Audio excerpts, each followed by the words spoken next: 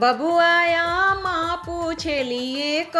બતિયા, બબુઆયામાં પૂછેલી એક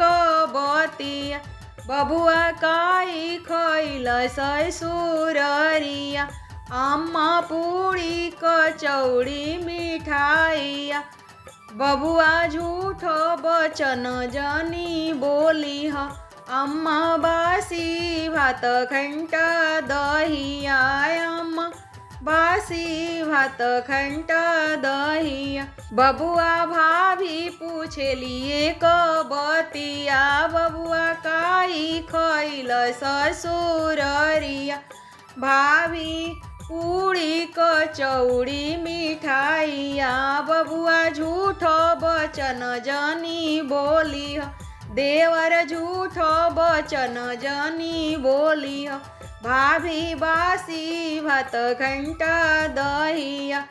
भैया बहिनी पूछेली एक बतिया, भैया काई खइल ससुररिया, दीदी पूरी कचौड़ी मिठाइया, भैया झूठो बचन जनी बोली ह, दीदी बासी भात खंटा दहिया, दीदी बासी भात खंटा दहिया, बबुआ चाची पूछेली एक बतिया, बबुआ काई खइल ससुररिया,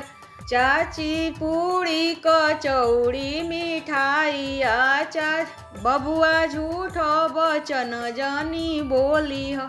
चाची बासी भात खंटा दहिया, चाची बासी भात खंटा दहिया।